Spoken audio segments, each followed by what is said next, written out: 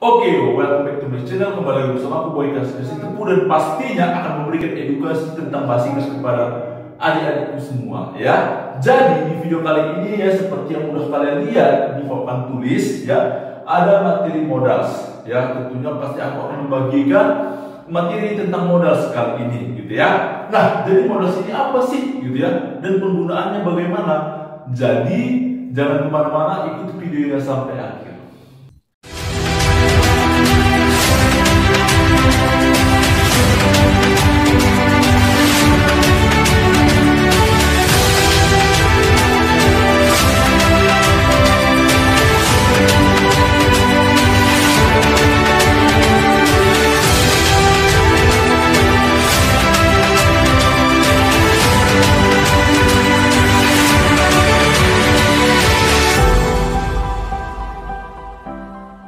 Jadi, oke, di sini kita lihat ya, apa sih itu modals, gitu ya.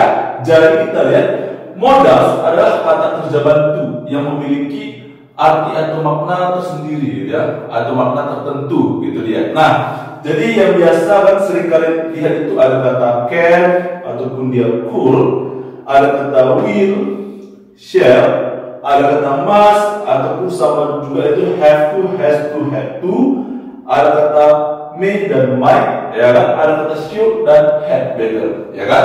Nah, jadi gimana sih penggunaannya serta arti dari masing-masing modal tersebut, gitu ya?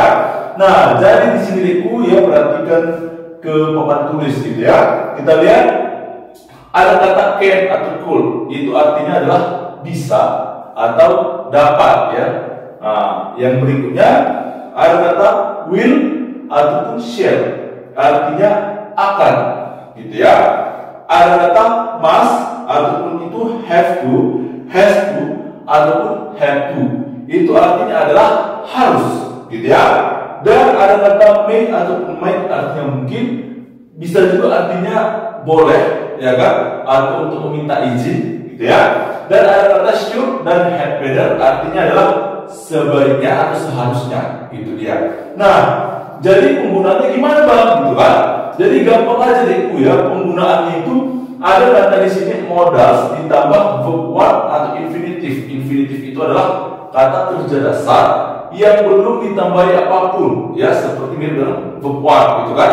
Tidak ada penambahan s, tidak ada penambahan in, tidak ada penambahan ed dan lain sebagainya, jadi bentuk dasar, gitu ya. Itulah dia modals. Ketika ada katanya misalnya can ataupun dia will ataupun dia may atau might, ini dia langsung berjumpa dengan infinitive, gitu dia ya. Nah, contohnya di sini ya, ada kata she can finish her homework, gitu ya. Nah, kita lihat dia bisa menyelesaikan atau mengerjakan ya PR-nya ya, bab siap, gitu ya. Nah, kita lihat ada kata can berjumpa dengan finish, ya. Maka di sini ada kata can modals, maka di sini wajib infinitive, kata kerja dasar, gitu ya. Dan boleh nggak di sini kita taruh finishing? Nggak boleh, gitu ya. Bisa nggak di sini kita taruh yang namanya finishing pakai ed misalnya? Nggak boleh. Atau to finish nggak bisa, gitu ya. Atau penambahan es, gitu ya, nggak bisa. Jadi karena ada di sini kata can, langsung harus kata kerja dasar. Gitulah dia ya. Oke, kita lihat contoh berikutnya. She must blame to bookstore. Oke, she must blame to bookstore. Kita lihat di sini ada kata A, B, C dan D, ya. Nah, mana jawabannya? Kalau kayak gitu macam tak soal, ya kan? Cici awak, gitu ya. Nenek-nenek pun tahu yang bersarjana, gitu ya. Kita lihat di sini ada katanya she must blame to bookstore.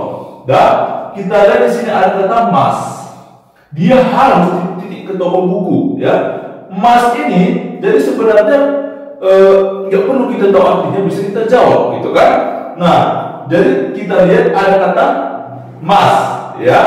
Pastinya kalau must kan bagian dari modals. Pastinya itu kalau dia modals, langsung masukkan di sini adalah infinitive atau kata kerja dasar, berarti tanpa ditambah apapun, gitu ya. Nah, kita lihat, when ini kan salah, ya. Kenapa? Karena ini adalah kata kerja bentuk kedua dari go, gitu kan.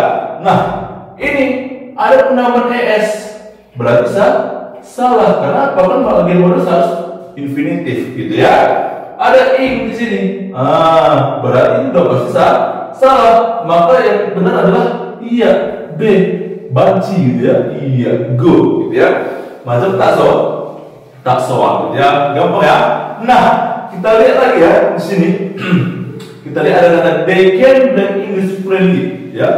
Mereka bisa titik-titik bahasa Inggris dengan lancar ya. Andaikan contohnya, misalnya kalian nggak tahu artinya, ya kan?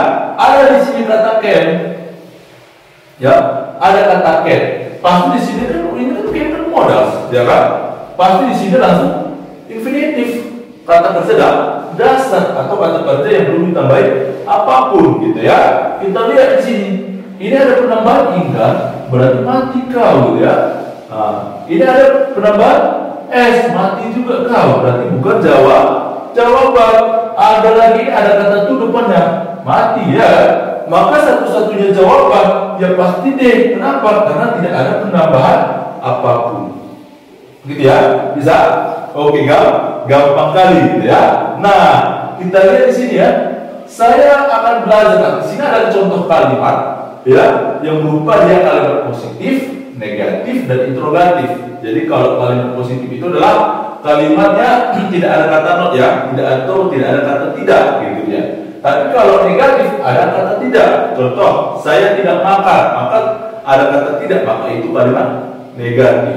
Nah, kita lihat di sini saya akan belajar, maka kalimat positifnya ketika dia misalnya saya apa? I akan apa? Will belajar study, maka I will study. Nah, gitu ya. Nah, kalimat negatifnya gimana, Bang? Gampang aja. Tinggal kita tambahin not. Berarti contohnya I will not study. Atau ini adalah will not. Bisa kalian singkat dengan kata won't ya. Won't T ya. Nah, bisa jadi kalau I will study sama dengan I will not study. Gitu ya. Nah, kalimat interrogatifnya gimana?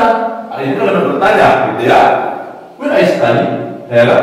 Akankah saya belajar? Nah, gitu dia. Jadi artinya contoh ketika ini pendek misi kita ubah ya, misalnya they can speak English friendly, ya kan? Berarti can they speak English friendly? Bisa juga gitu ya.